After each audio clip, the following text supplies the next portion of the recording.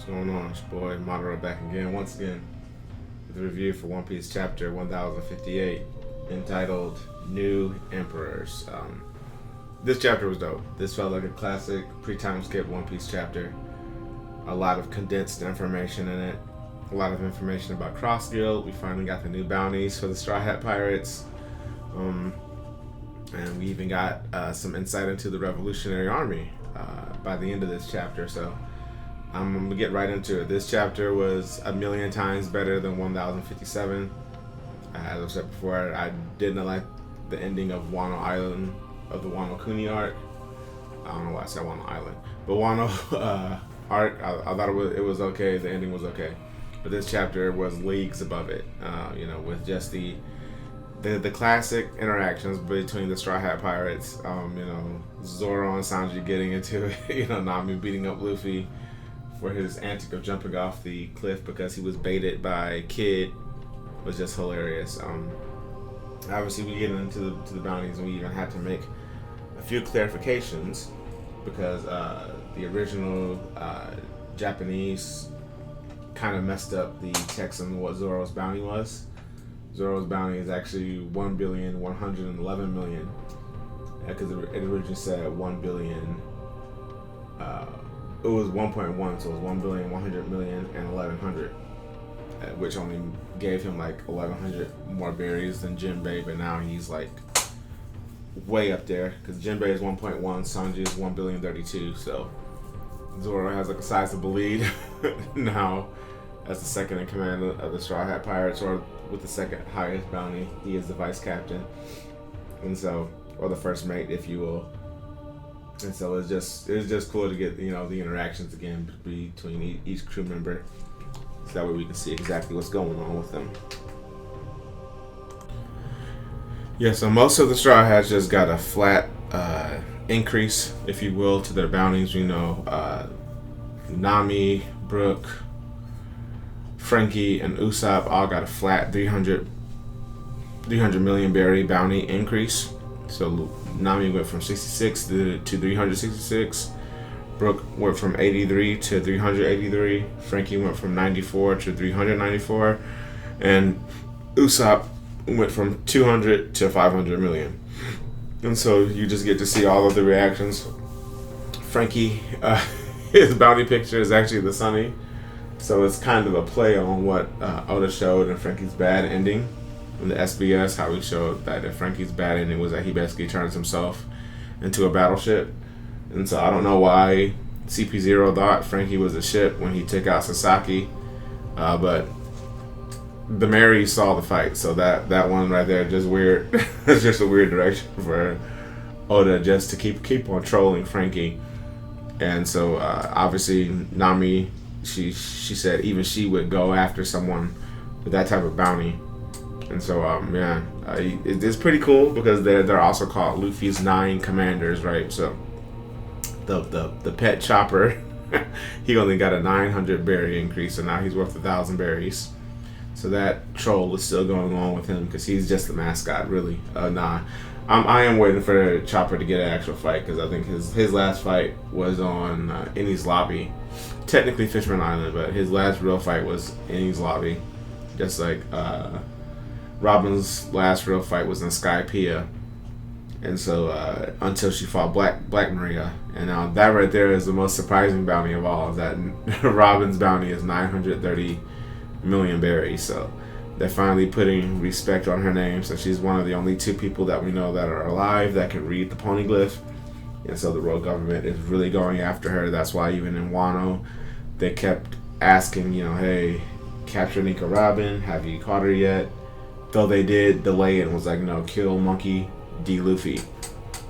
And so, but yeah, it's great to see her get her bounty increase, her finally being recognized as a real threat. And then obviously the funny bit between Sanji, Jinbei, and Zoro. Sanji's upset that he has the lower bounty now. He's still a billion, but he's upset that his bounty is lower than Jinbei's and Zoro's. And so Zoro tells, in the TCB scans, he tells Jinbei just to ignore number 4. And a lot of people have talked about how Sanji uh, looks like number 4 from Codename Kids Next Door with with the whole bowl cut, but it's a stupid joke. But yeah, then obviously Sanji gets mad and he's like, you know, who are you calling number 4? And he tries to fight Zoro, and Zoro tells him not to attack like Crew's second. So this is Zoro being funny again, going back to when they first came back to Sabaody, and since Zoro was number 1, he called himself number 1, and he called Sanji 7 because Sanji was the 7th to arrive in Sabaody after the 2-year time skip. So it's just great to see Oda having fun in this chapter. It feels like these in between arc chapters have always been some of the best chapters. That's when we found out Luffy got a 1.5 billion berry bounty, when big news or fake news Morgans propped up the royal government, basically lied to them so that way they increased his bounty, and Morgan started to call Luffy the 5th emperor, you know. And then you know, as I said, it's just cool, you know, to get these interactions between the crew. Obviously the most exciting part about this chapter was Cross Guild. Seeing that it was actually a gag, like most people thought, and that you know, Mihawk and Crocodile were actually upset with Buggy because Buggy's crew was Buggy's subordinates who put him and gave him top billing, when actually Cross Guild was supposed to be between Crocodile and Mihawk, and they were just going to invite Buggy. Well, not even really invite Buggy. Buggy owed Crocodile a bunch of money because Crocodile helped him start up, you know, his whole business. And so obviously they like come there and wonder why Buggy has top billing. Buggy tells them that it was, you know, his men who like did it. He had nothing to actually do with it. When we know Oda has wrote it that Buggy is following his way up, right? Buggy is the Hercule. Hercule was from Dragon Ball, and so Buggy is the Hercule of One Piece. He keeps failing his way to success, and so this chapter pretty much confirms what everybody knew already, that Mihawk was indeed, in fact, better in swordsmanship than red-haired Shanks. I guess since Shanks primarily fights with a sword, you would not be wrong to jump to the conclusion that Mihawk is stronger than Shanks, like, bar none. Yes, we know Shanks had an impressive Conqueror's Haki feat against Green Bull, where he basically sent his Conqueror's Haki like miles away off the coast of Wano to scare Green Bull away. But in terms of actual combat fighting ability, Mihawk is stronger. I saw a few posts that like have been floating around in the community where it shows Stephen Paul saying that skill equals strength, and so even though it says Mihawk has greater sword skill than Shanks, according to Stephen Paul, that means Mihawk is stronger, like bar none, period. And I'll actually post that picture in this review as well. And so yeah, it's just pretty cool, man, to like see Oda killing off agendas left and right. There was the Admiral or equal to Yonko agenda that got killed with Green Bull and Shanks. You know, obviously a few people said Nico Robin would never get a billion berry bounty, and she's just 70 million berries away from a billion. So you know, it's just, you know, as I said, it's just cool seeing Oda get back in form, in my opinion. You know, and again, it's just my opinion. If you disagree, you're welcome to. But you know, it's just seeing him get back in form, focused for these, you know, few chapters. Because again, when Oda has a small cast to like deal with, I mean, look at Zoe. Zoe is probably the most well written arc in the New World. When he can just focus and condense it down to just the crew and a few extras, Oda flourishes. Like, there's no mangaka better than Oda with a small cast, in my opinion. Now, I'm saying that you're hearing this from a guy who hasn't read Demon Slayer or Jujutsu Kaisen, so maybe I'm off balance, maybe I'm off place, but you know, in my opinion, I think Oda is the best at a cast that's small and condensed. You know, so we basically get, you know, and we get a few insights. Seemingly Mihawk has been betrayed before. because Crocodile reaches out and he says, "You and I both don't trust people, right?"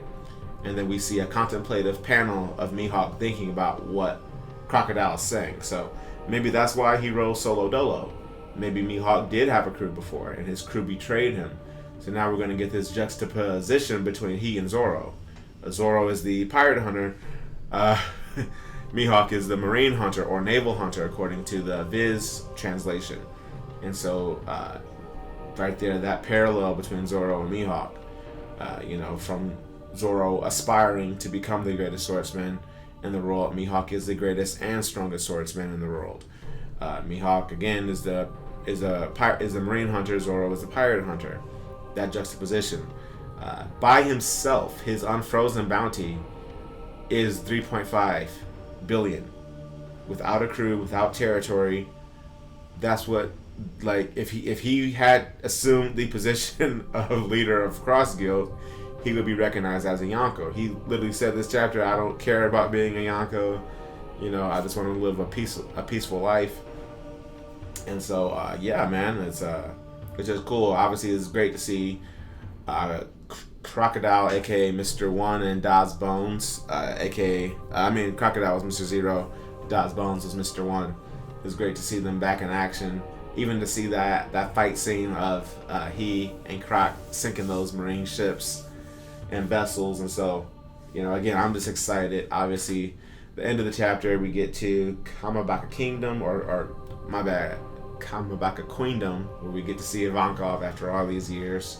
The other 4 captains of the Revolutionary Army, obviously Karasu, Limburg, Morley, and Bello Betty. We get to see Koala, Hack, and we get to see Dragon, the father of Monkey D. Luffy. And a few people said that this chapter just made Dragon seem incompetent for whatever reason. They said he clearly is just winging it. I'm like, no, he's not. He even said that even though he saw that Sabo supposedly killed Cobra, he said that they're going to do their own investigation because he knows the world government lies.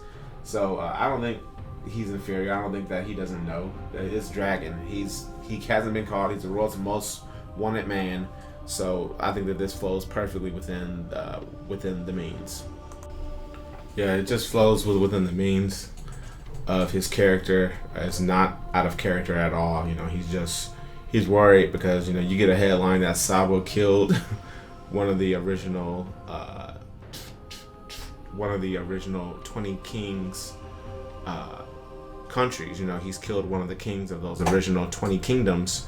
It's a weird headline. Obviously, the revolutionaries, do they overthrow governments? Do they overthrow kingdoms? Yes, but have we ever heard of them killing people outright, committing I think it's regicide? No, we've never heard of the Revolutionary Army committing regicide. And so it's just strange to get a headline like that. So I definitely understand where Dragon is coming from. But as I said, this was a heck of a chapter. Great job from Oda getting us back on track with One Piece. There were a lot of different puns and things that Oda went with these bounties, because I know that for in Crocodiles you can actually in Japanese you can actually hear when you read out his bounty, it actually does say Kraku in it.